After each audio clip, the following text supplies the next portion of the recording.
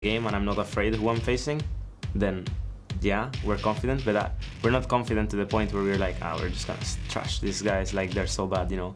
I think, for example, Rocka, since the O2 does, or Fnatic that O2 does, we would have some more like respect, you know, but against H2k it's more about, we know we can beat them, and we're just mostly focusing on ourselves and we're not afraid of them. Welcome back to the European LCS semifinals. Mithy says we know they can beat them. Well, so far they're up 2-0 OG over H2k, looking for that clean sweep.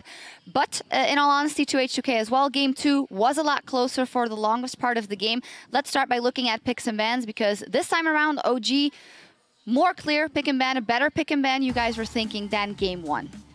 I think the only thing I don't like is the Ahri. I think they could have picked Oriana instead. Ahri is a champion that looks very good when your team is ahead, and obviously with the teleport as well, it's going to look very good when the team is ahead. But I feel with the composition they're running, they need to kind of push the power to just win the early game and not have something that relies on the rest of the team. Just pick the Oriana really strong in lane and just play around that. Right, but I think it's very interesting about the Ahri. Actually, in contrast to what Mithy just said in the video as we came back, talking about confidence, I feel like H2k is playing incredibly confidently up against Ryu. He takes the TP. We saw Toys in the LMS regional qualifiers doing the same thing. He went 2-0 on that. And we were talking during the game, taking teleport on a mid laner like Ahri sacrifices all of your lane pressure when it comes to actually getting ahead and looks for plays elsewhere. So I feel like H2k just doesn't seem to be worried at all. And we were talking about if he doesn't get Victor, is he going to struggle? Doesn't seem to be doing it thus far. He might not have any other champions left but Ahri, though. It feels like to me, Peke is the clutch player, you know, and I don't feel like in these games he's the clutch player. And this one in particular, I feel Mithy was a clutch player. Let's actually pull one of the replays up that was well, defining in this one. There was a lot going on around Baron, and here OG starts it and then pick it with the flank. Yeah, it's actually starting off fairly well with the engage and everything, but then the Oriana saves everything, and then Mithy with the flash ultimate that saved the complete team fight. That was actually MVP-worthy status in that game. That was so good by Mithy, and after that they completely cleaned up the fight.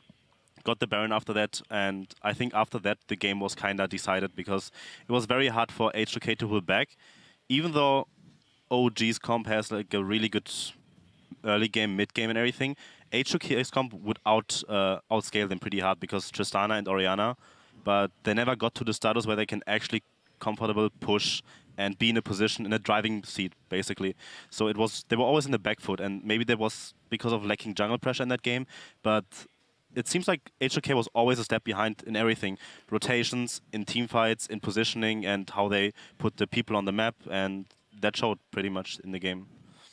I would also like to add the fact that after this game, it doesn't feel like H2k could come back. I think this game was like admitting defeat, because I think the early game was lacking a game plan. They're playing around with the Gragas around the lane that is supposed to lose. It's easier for them in the early game to play around the Shen, because the Shen can easily transition the pressure from top side into bottom, and that is the correct play. Well, you say it might be hard for H2k come back. We actually opened the floor over to the viewers and asked to ask something to the desk, and we have a tweet from Josh AJ Doan rather. How important is the mental game in a best of 5, and who will have the stronger mental game? You're calling it pretty much for OG at this point. I also remember that from a misplay in the bottom, or a failed trade where Kalista ended up 2 kills, you said this might be the deciding fight for the entire series. I'd love to get your more perspective on the mental aspect of this. I mean, the mental aspect is H2k is still fairly new compared to OG, because we talked about this. OG has like 86 playoffs games under their belt combined, and they're not players that are affected by mental. They know they have strong mental fortitude. We know that because we have seen them over and over again at Worlds, at pressure situations, how well they do.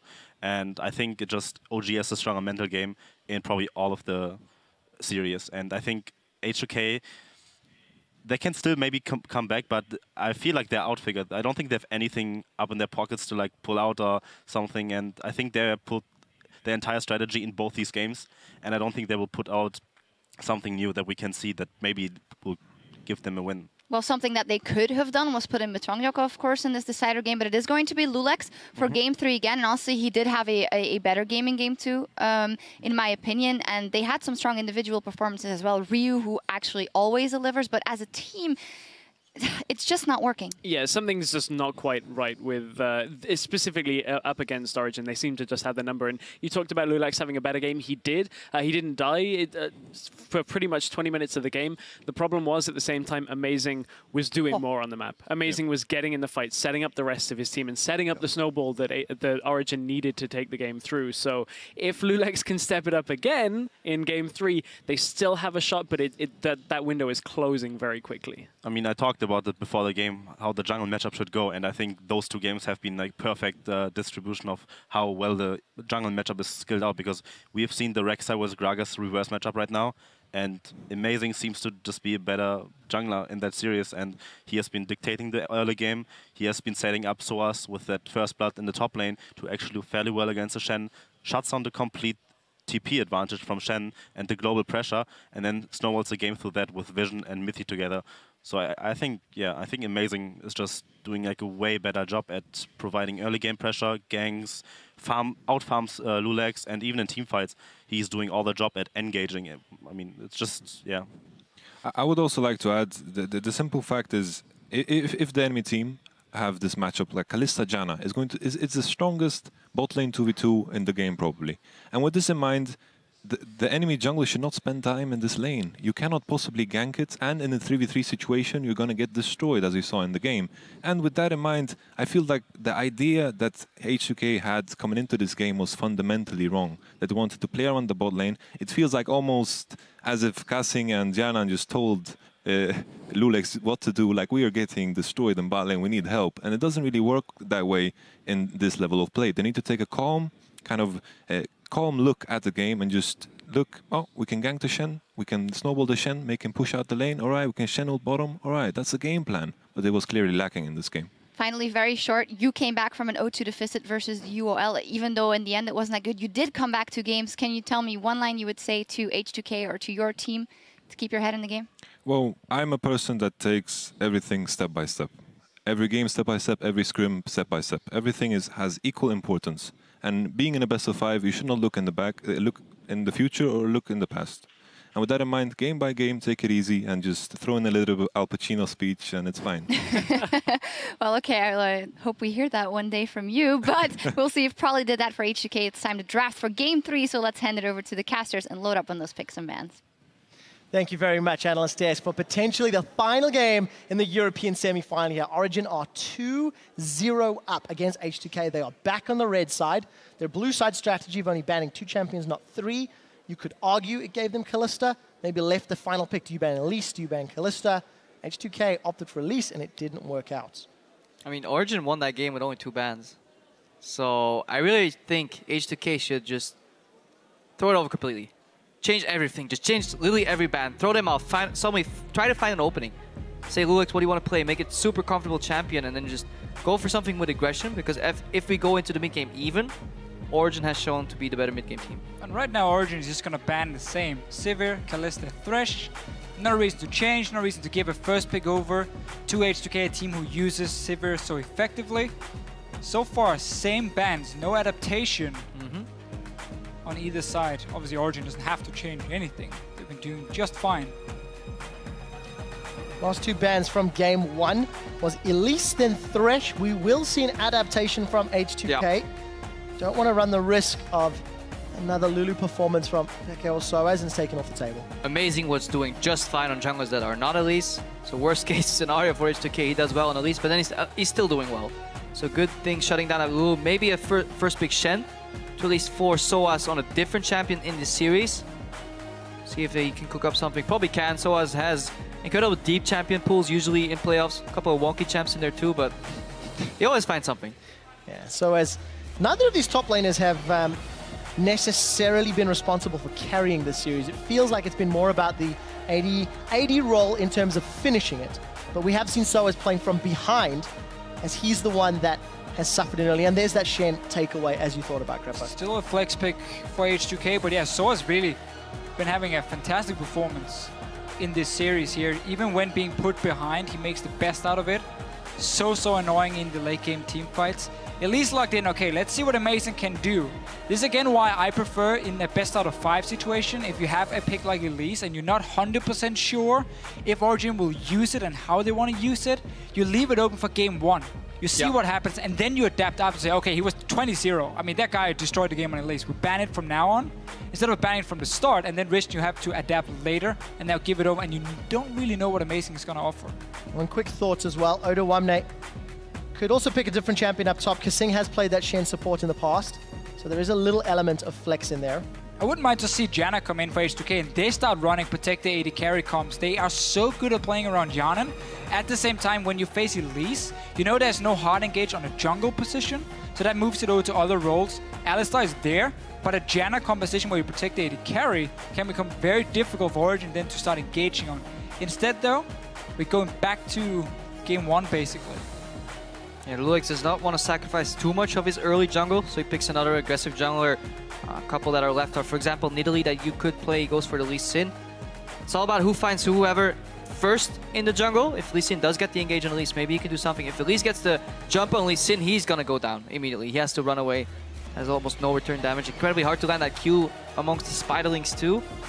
But so far, whenever we've seen Elise in Europe, junglers have failed to really achieve anything in the first 15 minutes, and that's where she shines. That's where you really have to use that, you know, leveled up Cocoon right now. On rank 1, it has an incredibly long CC duration. Soaz is thinking very hard. Looks a little uncomfortable, but doesn't really need to be. 2-0 up. Even if H2k decide to flex a carry up top, the Olaf did not work for Odo Wamne in game 1. Poor decision making and poor engages. Origen, and we'll go to a comfort pick for Peke once again on Ari. And it will be the Kog'Maw for Niels as well. Not sure if I like Kog'Maw with what the rest of the composition is building towards from Origen. You have like this aggressive jungler that likes making picks, you have this mid laner that likes making picks, and then you have this low mobility AD carry that kind of wants to take a very slow approach to the game. Yeah, sure, he is your late game insurance, but why not go all out on that strategy, pick something more aggressive? Say you run a Tristana here that can really value more of these picks, obviously with the reset, gives you more mid game power in this lineup from H2k. You can already tell, if you beat it in the mid game, you've won the game. Yeah, and also just to go back to Tristana pick here, that's an AD carry who can handle herself. Yeah. You can let her farm on her own, you can have your support start roaming with the Elise pick, and that's how you can start making plays in the mid game. Instead though, we might see Shen go down to the support role, and then we get a Fizz up top for Odo Wamne, and you start seeing if H2k can snowball him. In the summer split, we haven't seen him being like the massive carry too often compared to the spring split.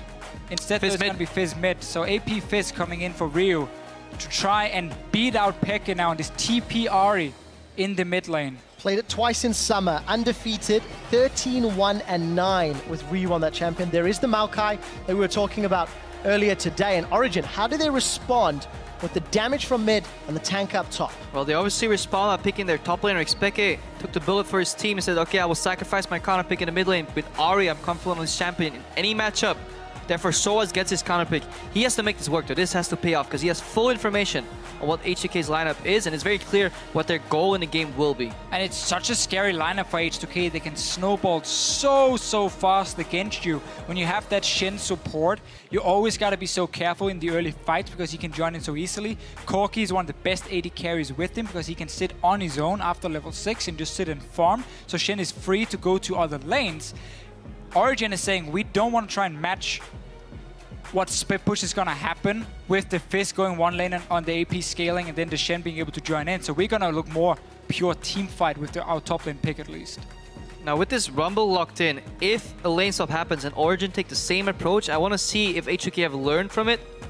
Especially in the phase where Soaz goes to pick up that wave again in a different lane than usual. He doesn't get the bounce wave going towards him. Rumble, when punished early, can fall behind very quickly and get snowballed upon. So we'll need to see Amazing help Soaz out because the 2v2 damage potential from Rumble and Elise is incredibly high. And now we also need to see Peke. You can already see on your screen changing away from teleport because this mid lane matchup, when two assassins goes against each other, one early kill can snowball it completely in one favor. So you need early pressure in the lane. Also probably expecting to see H2k put focus on Ryu. You have the Lee Sin for the early game. You have the Shen support. There are enough tools to make sure Ryu has a fantastic early game. Then you put him in the side lane later. And Fizz, his scaling one-on-one is stupid. Like, he's so strong. in the late game when it comes to that. You have the Maokai in the other lane, you have the Shin support to back it up. Beautiful setup if it gets rolling from H2k. That's the big if here, if it gets rolling. Pretty big if, considering some of the mistakes we've seen from H2k in the previous 2 games. For the last potential time today, jump on Twitter and let us know. Will Origen close this out in 3 with the hashtag OG win, or will H2k give us a few more games in their first European semi-final? Hashtag H2k win. The pressure is on, and it's up to H2k to not crack underneath it, with Ryu at the helm. And this guy right here, Kasing, he's looking for a good performance. Initially lauded as one of the best supports in Europe, but so far in the first 2 games, hasn't quite left his mark. Seemed to be a little confused as well. Flash, depth charge from Nautilus, it just wasn't coming out, like nothing was tying it together for H2k, and he was forced in these very, very weird plays, a couple forced engages, so perhaps he can do better on this Shen. And let's talk about what happens for H2k if they fall behind early game. Because yeah, it can look awesome if they get this early lead, if they get to 1-3-1, Corki sitting in mid lane, open up the Shen to teleport around. That can work. If you start falling behind, however, your only wave clear is the Corki. Yep. It's gonna move to the mid lane. It's gonna be so hard for you to set up split pushes in time because Origen has such a strong team fight and a lot of catch potential in the Elise and the Ahri together. So if they start just grouping around objectives and you have to react and 5-on-5 them too early, it's gonna be so difficult for H2k. I just want to keep my eyes on Amazing and Mithy. They've shown to have great synergy together so far in terms of vision. However, with Cocoon and Pulverize follow-up, they could be an incredibly lethal roam squad. I really think that's been the highlight of this series. How the lane swap from H2k is the standard European one where you fast push down the tower. So you very quickly return to standard lanes. And because, as you mentioned earlier, they failed to punish Source when he returned to the lanes, we got standard lanes very quickly. That's where Mithy and Amazing shine in terms of setting up ganks, setting up vision, compared to what we've seen from Lulex and Kasing together. The synergy is just not the same. And that's also why Origen has had a good early game in the last 2 games. Unlike the last 2 games, gentlemen, it does not look like we will have that lane swap in place. You can see Amazing on his blue buff. Soaz has been in the top for at least this first wave, as Odawamne will clear out one of those camps before backing. So he should make it up to lane in the not too distant future. Standard lanes, and we'll see whether or not Amazing can have an impact. Down bottom. Now Mithy, he started with Pulverize, which means he doesn't have heal. They're trying to pull the minions here. They're trying to force Yarnan to attack in the minion wave, so the enemy minions obviously attack him. This forces the lane to push even more. You get the wave quicker in your tower. However, in this matchup, I think it's very obvious that it's going to play out this way. Perhaps it would have been wiser for Mithy to start heal. Just take a defensive approach, just get that Karma to level 6, and start winning this matchup. Right now, not too much is going to happen. They've yielded the pressure. They'll hit level 2, maybe even level 3 by the time Origen hit level 2 themselves, but not too much action is going on. Standard lanes, however, which means we have to follow Amazing. Exactly. Is he going to find an opening? Look at these junglers. If Elise was banned twice, game 1 and game 2 against him, gonna have the top lane for himself, can look for the Rift Scuttle as well. Top lane is pushing with the Maokai against Source. That could be the first gank after red buff for Amazing. So Amazing goes in the river, puts an early Trinket Ward just to spot potential Scuttle Crab clear by Lulex. Wants to get that information. Just compare the health bars right now. This is the difference between Elise. Amazing still has potions. Lulex is on his last one. He is half HP after smiting that red buff, but Elise is such a sustainable jungler because she just doesn't drop low in the jungler. This makes for very unpredictable gank timings. You can have the standard 330 gank around the mid lane. You can also keep farming and get a slightly later gank somewhere else. And Amazing gonna secure Rift Scuttler once he spots it. And then he's trying to sneak around the potential ward in the tri-bush you normally place as a top laner, but Odam has adapted to it slightly. He knows his mid lane is being pushed in, so there's the opportunity of Amazing taking the river route to top, and therefore places the ward between the 2 entrances towards his lane. Very smart play from the top laners, but we continually see this bottom lane being shoved in. Niels down half the CS of Hyanin, and still under pressure, waiting for those levels, waiting to spot. And that is mainly the result of starting Pulverize and hoping for some good RNG on the couple first minions. However, as we go longer in this laning phase, the sustain from Alistar does put that lane back on equal footing, especially once you start pushing out. Once the E connects, obviously Karma and Trade has to be scared of the taunt, but this should still be a relatively safe lane. Should any side engage, supports will nullify that with counter engage. It's fun to watch, but I'm still waiting for that first gank from Amazing. He's now taking his first base just now, compared to Lulex, who had to base a lot earlier, but no early ganks from either jungler. Tough for him to gank anything with Odoamne starting the camp, get an early ward. That's still the one you see in the river here, covering both ways Amazing could gank. So had no opportunity to go for the top lane. And mid lane, Pekka had shoved it in and early back for a second Doran's ring. So just not any openings for Amazing early on. So you just go back to your jungle. You start looking around the map. Second Rift Scott is still alive. For all the pain that Niels felt earlier, slowly getting a little bit more control in this lane, or at least to push it out. We do see that Ryu's been shoved in the early levels by the range. Both junglers are coming into the bot lane. See how this plays out. Taunt does catch Mithy. Sonic Wave maybe blocked by those minions, so Lulex unable to connect. The Cocoon does though! Defensive flash from Lulex. After both junglers show up, it's a summon spell down for Lulex. Engage onto the support first of all, in the minion wave as well for H2k. Zero vision of where Amazing could be or information. Gets turned around and Lulex early flash gone now. That can be very, very important for the next few minutes. If he gets caught in a 2v2 fight against Amazing, he might just go down due to not having any flash. He needs to dodge that Cocoon to remove some of the, or avoid a lot of the damage incoming. And this again is Amazing reading the game slightly better, or at least reading what Lulex is doing in his jungle and adapting accordingly. Amazing realized he couldn't really gank anywhere as you explained earlier, therefore he goes for the counter gank on bot lane. Facilitates that lane. Yes, Niels was out of mana, but by Hurricane Barrage costs no mana, so Niels can always threaten with the follow-up poke here. Meanwhile, Soaz surviving in the top lane. Jan actually caught out. Low on mana. We did see Niels landing the taunt. Here comes Amazing. 3v2 connection with the Cocoon. Kasing's going down. Ignite's burning. Amazing gets first blood. The Spiderlings are tanking the turret, but a TP from Odoamne will get a reply kill at the cost of the Summoner. Amazing deciding to say, I'm just going to go all in for this one. He knows he's going to die, but at least, as you said, he blows the TP, gets first blood for himself. Lane going to push back down to Niels, and you can see how Niels, in terms of damage, as long as their possible bomb doesn't connect from Yanan, there's not really anything he can do. With the long range from Niels, just constantly poking away, and then with the Alistar heal coming in as well. The best thing about this matchup, even if you fall slightly behind, you don't get punished as hard. Because traditionally, if Niels would be down like 10 CS at the 45 mark against a traditional AD carry, he would be facing a BF sword. However, right now, he may be just a component behind in the race to Triforce, and he can easily manage that lane. Meanwhile, in the top lane, Soa's got more breathing room, because Teleport was obviously used by Odoamne, but still, that first blood went on Amazing. He now procured a lot more vision for himself, got some couple extra wards. So overall, this is very much so in favor for Origen. And H2k is swapping Corki to the top side. That opens up for Kasing to start roaming. They need to get level 6 on him as fast as possible, or find Amazing. They have found him. He's been taunted. Sonic Wave connects. The exhaust is out. But that's a two-man knockup. Mythy's in the area. He's responded with his jungler. And Peke, with Amazing, find their second kill. Soaz teleports in. He burns down Kasing's hopes, and Peke gets the kill credit. And where was Ryu in that fight? You can't go for that play if you're down teleport unless your mid laner is ready to move first. No communication by H2k. Fantastic reaction there by Origen though, and really good controlled fight. Sloppy fight by H2k. And Elise damage. Yeah. Welcome to Elise. She's now in the game. Amazing. Finally gets her hands on it, and we just see the turnaround. No flash for Lulex. Couldn't dodge anything.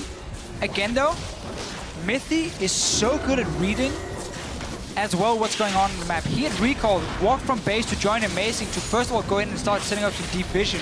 At the same time, that makes sure in case Kasing is roaming around, he can then counter it. Look at him coming behind Amazing here. Yeah, but look at the miscommunication. Ryu could have been in this fight a lot quicker. He's now dueling Expecke. You saw him even on the minimap move to the right. That means he queued a creep.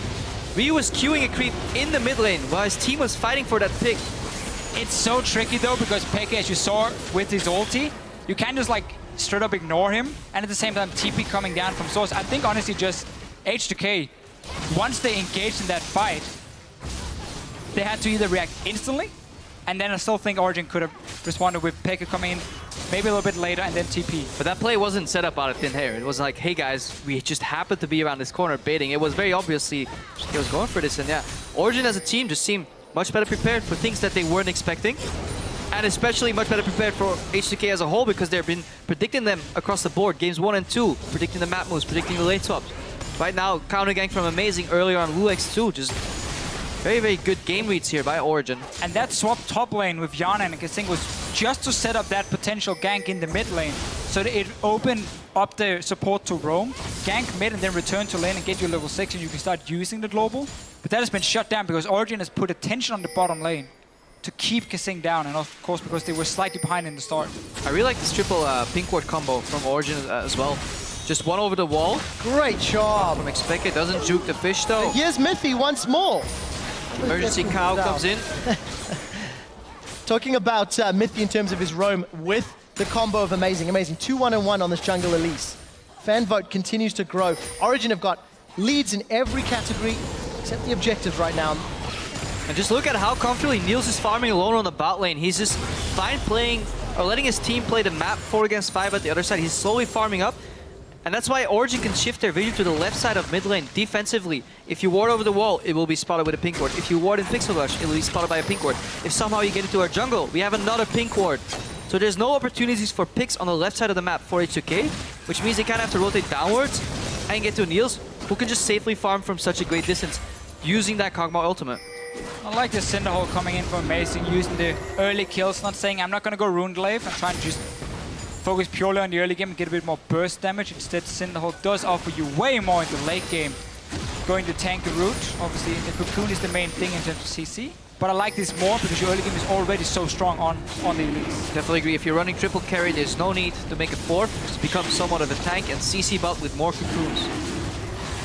Yeah, I think it's been started by Origen. There doesn't seem to be any contest from H2k. Gentlemen, a lane that we've not looked at all is the top lane. We do see that Lulex is going to show his face.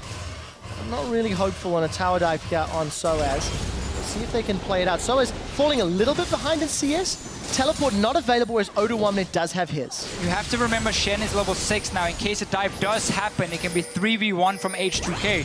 Origen needs to respect this and either have a cross-map play ready where they're taking a bot lane tower if Shen leaves, or just have the backup cow ready. Mithy is already roamed again. Early Moby boots, ignored the side stone just to keep roaming around the map. But look at how Ryu, he left the lane twice in mid lane. He was stopped by a pink ward, went back clear the wave. Then he left again for potential roam on top. Stopped by another pink ward. These pink wards are buying time for Soaz to survive and scale up in that top lane. Right now, teleport timings are about to equal out, so teleport advantage on Oduwamne was not used to create a play. So we're even again, and yeah, in this series so far, whenever we've been even, OG have been getting ahead. And Origen climbed to a 4,500 gold lead in game 2 of this series. Ryu is going to playful Trickster aggressively. I think the Charm missed there. Chum the Waters doesn't. Ryu gone in for the Ignite. Flash forward. Urchin strike. Peke gets burned down. And there's an assist for Mithy as he finishes the Stand United. Oh, gonna taunt onto Mithy. Unbreakable Will comes out. 2-man knockup. Ryu takes a turret hit. One more auto attack. Playful Trickster's away. Ryu's still alive. Niels is coming for the flank though. Bottom right of your screen. Let's find out if he can get there. Sniper. Sniping. Voidu's flash forward. That does count. Kill credit goes to Amazing. Cocoon into knockup. Double kill for the Amazing. Origen 5-3 up. And they hold the gold lead despite being down in towers. Slight misplay from Pekka in the mid lane, missed the Charm after Ryu had already gone aggressive, meant that Ryu could go for the kill. But once again, Origen is roaming around the map so well. They were just topside. Oduwamne is dancing around with Soaz a little bit, and then Soaz like acting. He got the Oscar. He's like, guys, I disconnected. Nope, did not. This is pretty exciting. Where's this going, actually? I think Soaz is about to die. Pretty sure Soaz dies, yeah, in the very end. We didn't even get to see it, poor Soaz. Oduwamne gets cut down. You can see the death count there for Soaz. So 1v1 by a tree. It's not something you hear every day of the week. So let's look at around this mid lane. We mentioned how assassin versus assassin can snowball so heavily. Ryu got that one kill for himself, but still been falling behind. Tried to roam out a few times, didn't work, been ganked. Mithy's been there so many times. Mithy so far in this game, just everywhere together with Amazing. These two guys together, that synergy is what H2k is lacking so much in these standard lanes. And we heard Niels talk about it earlier in the video feature, where he was saying he felt he could learn more in a combination with Mithy. You do see, though, some pressure. Ryu's going to connect with Chum the Waters, equalizes out. Soaz is in place, but Amazing gets dropped down. It's Yana that gets the kill credit. Flame Spitter is hurting. But what will this cost H2k? They're setting up a gank up top as well. Taunt doesn't connect, and Peke Spirit rushes away. Blue buff stolen, and a kill for H2k. H2k slowly getting these picks that they're looking for. See if he can play ping pong here with Ryu. Gonna find him once. Oh, early on the pulverize. Costa Curse comes into play. Ryu still sticking around. Miffy forced to use the Unbreakable Will. There's no tower to fall back to. We're gonna cut to mid lane as Niels has run out of mana. Lulex has execute potential, maybe gone in. He gets it. Will the Acathian surprise kill? No, because Lulex dashes out. 6-6 in kills. Going a little bit solo queue right here for both teams. A lot of small fights happening. Nils was pushing and taking the mid tower. That was good. In the end, though, he goes down to Lulex, so still he gets a tower for it. We call worth on that one, but then Miffy's misplay results in him dying down the bottom side. And H2k responding quite well, getting a lot of kills for themselves. Yeah. Should have been an extra kill on the side of Origen if that pulverize connected. That again would have given teleport advantage too, as well as Soaz. He's being comfortable right now. He's still okay in this game. He's been playing from a bit from behind every game so far, managed to even it out. He has teleport advantage right now. Very chaotic map, so you could technically get a lot of kills of one good teleport because it's so hard to predict at this point. It's easy to predict when lanes are very stale, and one opening means teleport's gonna come out, because the crowd really likes those small minions being killed. Counts, man. Gives you a lot of gold. H2k, they've clawed back the gold deficit. Origen did claw back the tower deficit. So we're going even as we're approaching 20 minutes. But in game one, it was a similar story, and Origen punished H2k's engages. H2k need to get their head together and on the same page if they want to engage with Maokai, with Fizz, with Lee Sin, and make it work in this game. And that's why H2k is not going to look to 5-on-5 engage right now. He's dead. They are looking instead to let Ryu be the split pusher. And Niels... How did Ryu get in there? There's two wards around that brush. Were at least. Double check that. I think the wave was pushed up and he just walked in and he just waited for Niels to push the wave back out towards him, and then he just killed him. Yeah, false sense of security here with all the wards. That's exactly what happened. Ryu just moved in from the side and he hit that brush that was protected by both wards. Boys, in picks and bans, you both talked about the 1-3-1 potential. Putting Corki mid, letting Maokai and Ryu play the side lanes. That is exactly what is happening for H2k. In a turret will get chunked to below half health, and there's an exposed mid lane turret. Now Peke, he may get dope. He's rooted, he's knocked up, and that's a kill.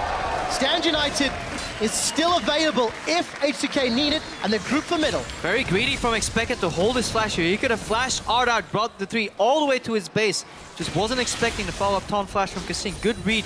The knockup from Odoamne's Q was just long enough to connect that taunt. Really, really crucial pick off. We really see how strong the 1-3-1 is going to be for H2k, because nothing is going to stop Ryu. That means you always have one lane pushing. The other two lanes just got to try and match him in terms of minion waves, and then you start getting these roams between the lanes where instead of you having to like take the long route down the river, you can just walk straight through the enemy jungle. You start diving them on the towers. Origen needs to be as a unit and fight, but they might not get a chance outside of this push on the mid lane. Yeah, Ryu split pushing in that bot lane is very reminiscent of Xiao Xiao Spring Split 2014. Back in the day when he did on LeBlanc, just continuously putting pressure as a mid laner in the bot lane. Just keeping people locked down and then eventually roaming to the mid lane for a flank and a pick-off. That could be the ticket for H2k to take finally one game in this best of 5 series. And it looked so bad in the start. Amazing at 4 early kills, Mithy was roaming everywhere, and then suddenly it seems like Origen lost the focus maybe a little bit, and H2k got a few easy kills around the blue buff, around the top side, and that's all they needed to set up this 1-3-1. Ryu managed to solo kill Peke as well. Solo kill, he had Shen. Shen was there too. Now yet again, Lulex is copy-pasting the wrong build here. Double Ruby Crystal, double Null Magic Mantle, no Sidestone though. You would expect in a 1-3-1 matchup where the lanes are so push-dependent that you could ward in between these lanes. You could get so much access to free deep vision that you can then use to make even more picks. However, Lulex says, I don't need wards to really hop to. I will just upgrade my trinket. That'll be sufficient. Not sure if I quite agree. Well, talking about sufficient, I want something that's efficient. I'd like to see the Aegis interlocker with all of the magic damage threats from OG. A lot of power. Oduame picked up his Righteous Glory. He will have teleport shortly. And talking about the teleports, we've not seen Soaz be very impactful with those teleports yet. He does have Haunting, he does have Sorkshu, so AP is continuing to stack, continuing to build up, and so as his equalizers could be game-changing if H2k have a group. And the way these builds are shaping out to be, I don't see any other direction these support and jungle combos are going on the side of H2k than a double Aegis, which means we will likely see one banner of command, probably on the Shen, which will make that 1-3-1 even more volatile. You know, adding another minion in there that's magic immune against the composition, as you just mentioned, from Origen that has magic damage on all 5 sources. Kog'Maw has physical damage, but a great part of his poke initially is magic damage, so very, very efficient Aegis will be picked up. And Yanin is gonna have one of those fun AD carry games where your team is like, can you just wave clear mid? Yeah. Don't move, just sit mid. PvE League of Legends. Just clear the waves over and over, and then once we've pushed our side lanes, we're gonna move into the mid lane and babysit you and kill whoever's standing there looking scary in front of you, and then you can take the tower. That is the role of the AD carry in a 1-3-1 setup. It's not always too exciting, but if you have good side lanes, it can work wonders. And a fed Ryu and a fed Odo1 is exactly what H2k need. Is it Providence that they have 3 kills and they are down the potential 3-0? They need to win this 3rd game if they want to keep their hopes alive to make it to playoffs. No hourglass yet for Soaz. Look for Ryu to just try and dive him with the Shen TP. They can go for that one so easy. They're going in. Chum the Waters doesn't connect. It will buy the tower though. However, what is missing here for H2k is that tier 1 tower. It's still at 95% HP. Stellar job from Origen keeping that one alive, because if that falls, that opens up the map so much more. Here, H2k are already getting tier 2 towers across the board before that mid lane is actually sees open. Oduwamne though, going in with Shen piggyback. Well, if an H2k tree falls in the woods, does an Origen fan scream hooray? No, because the tree stays alive. We do see a back away there as Amazing is coming from the jungle. So as teleports in, he's holding on to equalizer. Too far back. H2k may not be able to defend. Ryu is pushing down in the bottom lane though, as the tower needs a few more hits. It is secured. So a very big wave Origen took down towards this tower here. H2k reacting way too late with enough members. Lulix was kind of stuck between mid and bot lane. Ryu doesn't really need your assistance when you have a Shen ulti. Instead, Origen. Flash Cocoon goes between the uprights. Oduwamne screams, you will not block this one. And he flashes defensively. This play costs Origen a lot of time though. If they can be zoned out here long enough, this could open up a potential siege in the mid lane. But Ryu can't keep Xpeke down because he based actually. So Xpeke should be able to arrive in the mid lane long enough to keep that tier 1 tower alive. And that's really what Origen want to keep doing for as long as they can. Because otherwise this split push will be a lot more lethal. For H2k, they still maintain an even game. We're 23 minutes in. And the split push is playing in their favor. Oduwamne now has teleport advantage. Lacking flash, and Dragon is up in a minute. Origen had decent vision in the bottom half of the jungle a few minutes ago, but it has since timed out. And we'll need to see who's going to challenge for the next objective. I want to see where they send Ryu as well. Does H2k care about a Dragon coming up? Because then they would keep him on the bottom side to apply pressure. Or do you go for that next tier 2 tower and the Baron control, which is what H2k can start playing around. Ryu is the man to watch. He's going top now, so I think this is the smartest, because 1-2 picks and you can easily rotate into Baron very early on. Lulix, in the meanwhile, adding to his mineral collection. 3rd Ruby Crystal. Should we call them minerals? Coming in. I wonder where he's going with this. Really likes his HP. I would like him to just see. I mean, 400 gold. One of those rubies should have been a side stone. So much value and vision right now. More so than items. If you run a pick composition, it's all about finding that favorable engage, to finding that one window where you kick somebody forward. It's all about tanking 180 more damage overall, in my opinion. So definitely weird to see him take that approach. Oh, Ryu needs to be a little bit careful. You don't really E in that aggressive. Let's get caught by the cocoon. Niels needs to be way more careful. Oduwamne's going to jump him. Get the knock-up. Here comes the support from H2k. That's flash. He's waiting for the fish animation to come out. Oh, late fish. Actually going to get caught by the cow. Oduwamne is now still in the front line. Ryu's low on mana. Let's see how many spells he can still get off. Peke and Amazing hanging out in the tri-bush. Niels gets out, but it costs both his summoners. Soaz had to roam from the top lane all the way down. He had no TP, but Lulix had to go from the base as well. So 2 guys were missing, and instead the ulti gone from Ryu removes a lot of his flanking potential when it comes to one-shotting one of these carries. Remember, he gets that extra damage buff. It is so important to connect the ulti when it comes to one-shotting targets, as the AP Fizz. That one being down means also the Origen can now get a bit of control around the Dragon. We might just see H2k say, you know what, peace out, we're not going to even contest. And obviously, split push compositions are traditionally weaker in team fights. That's why they're kind of giving up. Amazing down to 50%. Nifty. Focus working out. They can fight this one with your H2k. They got Shen ulti in base now. Lulex is finally flanking with the Shen on top of that. That could have finally be the opening they're looking for in all these games. Fish is about to come up for Ryu as well. Slowly posturing out. Origen have to have this figured out though. They have to proceed with caution. Origen done a very good job setting up side lanes though to push down. So H2k have to start the dragon and then back away. They won't really be able to get anything. Peke is here though with ulti. They're setting up, trying to catch someone.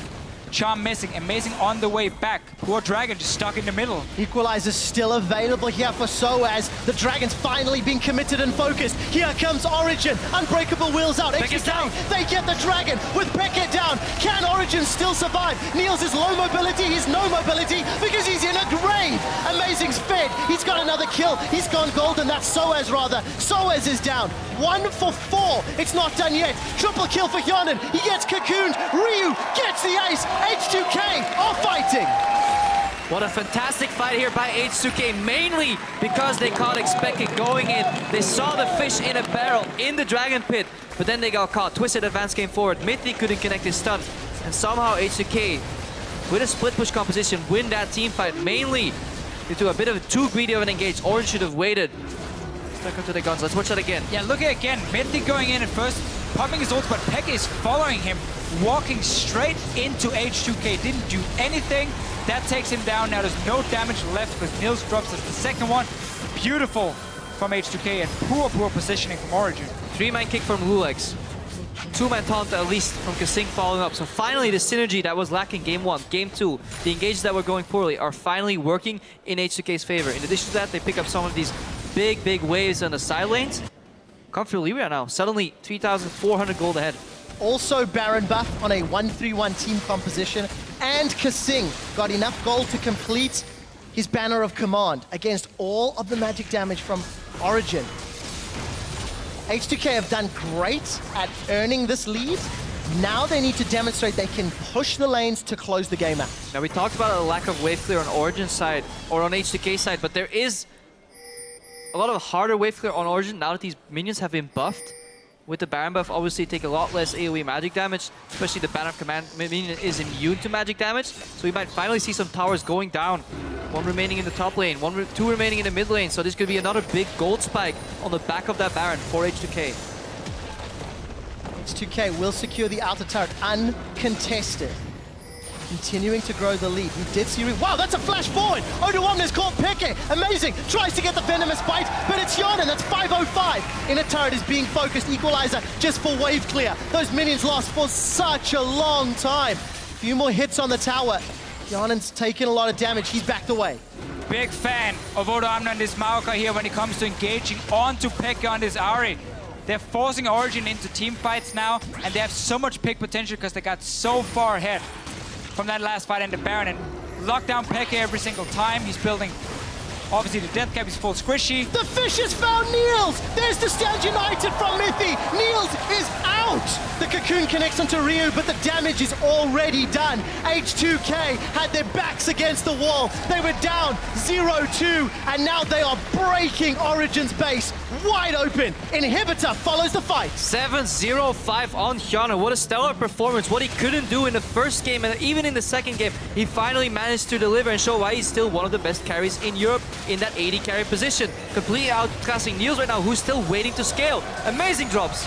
His team is doing such a good job though, just setting up Hyonin for the damage and the kills basically. They're locking down targets, they burst them, he just pops in, fires a few times, gets the kill for himself. He's been there, you know, this backbone, the wave clear sitting in mid lane, and now he's just getting all the kills in the fights. With 1 Baron buff, H2k have already secured 2 inhibitors. It's about to time out, and there's a big minion wave pushing up to the top tower. They elect to not push it in and maintain this fantastic gold lead at the 30-minute mark. Even though we're running a very distinct 1-3-1 composition, we expect a lot of small skirmishes, which usually reduces kill participation across the board. There's some pretty high kill participation numbers across the board here for H2k. Oduwamne evolved in 13 out of 17 kills, for example. Garen, 13 out of 17 kills. So they're still managing to find a way to group efficiently after split pushing these waves. That might be the ticket to fight Origen in the next few games. this game, their Ahri pick for Peck has really been punished by H2k. He had to blind pick it in this one here. Rio responded with the Fizz, got the solo kill against him, and then at the same solo kill, I keep saying that Kasing was there too. The 2v1 kill against him. Supports don't matter, or Support, what, PCO? the support shield really mattered. And then in these fights now, he's not able to find an opening because it's H2k who flash engages with this Maokai and just locks him down. Despite the standard lane, Soaz on this Rumble has not had the greatest of impact. He's actually 5-0 coming into this game. If H2k closes it out, it'll be the first loss of summer on Rumble for Soaz. And this was the last pick of this pick and ban phase. Complete counter pick with full information, and Origen could not find a way to make that Rumble pick deliver. See, not only due to Soaz, just teleport plays, team plays, way to set up the map. Even though Amazing had a fantastic snowball early, he was 4-0 and 1 at one point, I believe. He's now died 5 times, so aggression has been thwarted by H2k. And that was really the weird thing. Origen had such a strong start. It looked like they were just going to start snowballing out of control, make sure the 1-3-1 would never happen from H2k, and then we just see all these random kills in the jungles where H2k look for them, look for the aggressive play, and it paid off. Almost Unicorns of Love style, where you bring them down to the chaos and then you beat them by experience. A different approach by H2k, and it was needed. If they took the same approach they did game 1 and 2, it wasn't going to work. Banner command minion. It's in melee range though. Probably easier to kill that way. Yeah, does go down, but they get 50% of the turret HP. Ryu has been shoving in that middle lane as best as he can to pull the attention of Origen. And with Soaz peeling away from the tower, Odoam is going to tank up for a few more hits. H2k playing this by the numbers. They want another tower, another inhibitor, and then they will go for the Nexus. So easy for H2k though, just to decide where do we want to go. Well, of course, the only tower left with super minions, doing all the work for us, and then Ryu sitting next to these super minions, just being annoying, stopping anyone for Origen to move down and wave clear them before they hit the Nexus turret. Engage from Mythic. Defense, let's see if it'll work. Jan has managed to get away. Soaz will use the Hourglass to avoid Chum the Waters. Ryu finds another one as Niels is focused down. He does take Odoam there with him, but it will not be enough. Peke, defensive Spirit Rush. H2k, they will be picking up the game. They will get themselves a triple kill, and despite Soaz running away, he will be unable to defend the base. H2k take the Nexus turret 1, will be taking Nexus turret number 2, and they will be pushing us to game number 4. Eventually. As a reminder, the number 3 seed in the European LCS playoffs has never beaten the number 2 seed. And Rio was absolutely ecstatic about that win. H2k Rio faced no space. and Prolly, they have one more chance, one more opportunity. You quoting Eminem here, Trevor? I'm not, I'm simply stating facts, Crepo. Well, they still need 2 opportunities if they want to win this best of 5 series. They're now 1 game to 2 for Origen. Origen, they still have the room to adapt here. They obviously see a different style from H2k, different picks coming out. I feel like the Fizz pick was definitely the crux of this composition. Odoamne did well. Hjarnan eventually got to carry with a wave clear 80 carry, but that could have been any 80 carry almost. I really think the Fizz pick from Ryu and allowing Xpeke to be counterpicked by prioritizing his pick in the draft early, I think was a bit of a mistake. Yeah. Because Soaz did not deliver with that 5th pick Rumble. I think that's what Origen will change up in this one. He's saying, okay, now we have seen Ryu have a few pocket picks. We cannot just blind pick an Ahri anymore for Peke and say that's going to be fine lane, no problem at all, because we haven't seen too much happening in that mid lane in the early stages, but the Fizz pick allows Ryu to be more aggressive, so I really like that adaptation. And we mentioned it, how this composition, if it starts get going from H2k in terms of what they can in 1-3-1, also but how they can engage team fights, so strong. Ryu looked fantastic on the Fizz. He really did. 5-1-8, leading from the front is the only place you can lead from. We're going to head to the analyst desk to take a look at how H2k fought back to stay alive in the semifinals. Thank you so much. Well, we have a series on our hands. H2k is back in there. I'm going to let you have the floor first because they touched on it already. The Ahri pick, obviously, and you were saying it for the last couple of games, but this is where, what was the pick always faltered, and did H2k just play it correctly this time around, or what was the deal? Like, I'm going to sound like a one-string banjo, you know, ding, ding, ding, but like the thing is, a one-string banjo. Yeah, I know. Nah, come on. But the thing is, Ahri is not like a pick that you're supposed to blind pick. You can pick so many different champions that can farm safely against Ahri. And with that in mind, I want them to pick Oriana there. Good blind pick, doesn't have a lot of counter matchups, is kind of weak to poke, but not that bad. And it would have been good against this Fizz that Mr. Ryu has showed off a lot in the split. To be fair, I think the Ari pick is just... They thought they have the series already, so they have no reason to show anything else. It's just a best of series strategy, basically, where they had, okay, Ari was doing fine, so we're going to pick it again no matter what. We don't want to show everything because they still have to play potentially Fnatic or Unicorns. And yeah, I think we might see a change of strategy for EG coming into this game. No more Ari blind picks, 100%. But the thing is, Dexter, Oriana is not like, ooh, damn, Oriana, I've never seen that before. Yeah, but... You know? Come on. I agree with you, but... Yeah. I agree with you too. There are points why they would pick the Ari, you know, so... I think one of the biggest problems, though, is in-game. If you're playing with a champion like Ari, who does rely on gold to snowball, and your jungler gets all of the gold early on, it works well on Elise, don't get me wrong. Elise getting extra damage, extra tankiness is fine, but with an Ari that needs to snowball, I think that is a big pain point there, where you've got so many different options on the map that need gold. If you can't get it spread, it's very difficult to actually play that out.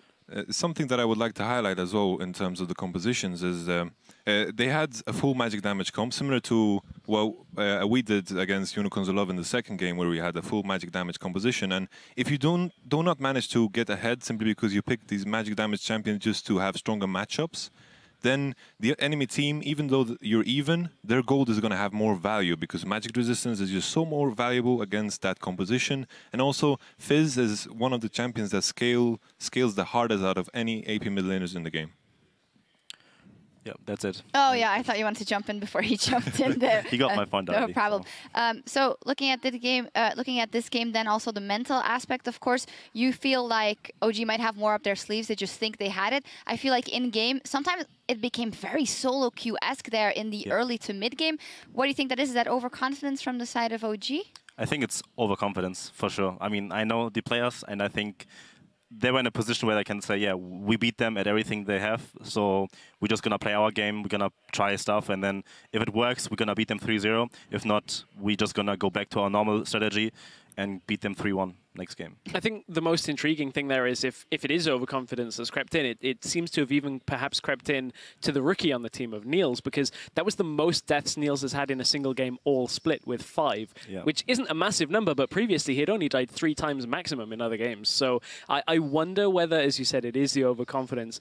Now, though, is the time where that experience on the rest of the team is going to be necessary to settle it down, because H2k have done this before. Against SK in the 3rd place game, they came back against SK from being 0-2 down, and they took 3rd spot in Madrid. So, I mean, it's not all over yet. No, let's finally take a look at actually a replay that was very deciding in the game, and I think also exemplifies OG's. Well, they didn't pull off here. They could have just peeled off the dragon in this situation, but they decided not to. They could have. This was a tough spot to be in because there was a lot of back and forth before this, but Peke being off the map at this point is such a big factor here, because Amazing can't do enough on his own in this fight. That's where all of the gold was at this point in the game, and then H2k, Hyanan just absolutely going ham in this team fight, and the gold just not so useful on Elise in a team fight like that. Especially like, if you keep in mind, like if you took a look at the Elise build, spell penetration, rumble, spell penetration. When the Aegis comes in, it is just too much value in it. And the thing that we need to highlight is, once again, like, so many trades in the early game. The first blood was a trade. Then we had some more trades at the raid camp. And trades are so good for the H2k side in this game. And I would like to add that I said the previous game that I thought it was over for H2k, but I think this is the best game they've played in this series. Yeah, I think we should keep our eyes on Lulex, because I think Lulex actually played really well this game. Like in terms of team fighting, his ability, his kicks were pretty much on point in that one team fight, which won them the game eventually.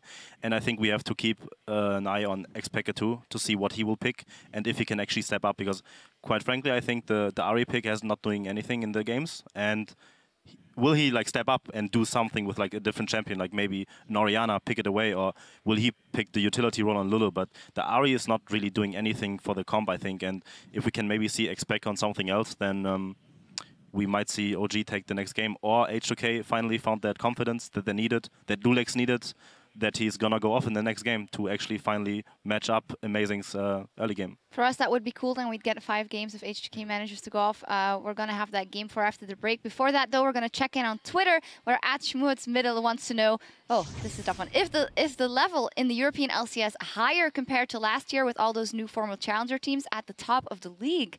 Whew, Yamato. I would like to say that obviously season after season, the game is going to progress and every team is going to progress. So I think drawing that comparison is harder, but I do feel that there's more talent, like individual talent in the scene than there was before. We always had these names that everybody recognized that have been there from the start, and I think this new talent is taking a good place in the LCS. There was something very interesting you said when we selected this tweet. I don't know if you want to say it again. I have no clue what I said. You said EU is like NA with Fnatic. Yeah. Well, it's true. It's like EU is basically like NA with Fnatic. Let's be honest. It's like Rocket is like Team Impulse. Who's CLG? Elements is like CLG. I am CLG. I was CLG. Yeah. You are CLG? Yeah, I was. God bless CLG. All right, well, we'll see how it progresses. In any case, the pressure is on H2k still to come back in Game 4 to stay alive still in the summer playoffs. Before we go, we'll hear what it means to Lulex to play with a jungle sub waiting in the wings. Don't touch that browser. We'll be right back. Having a jungle sub in the team, it puts a bit of pressure on me to perform.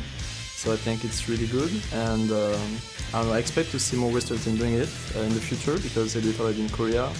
Like even Faker as a sub, so like I think Western team should pick up on this.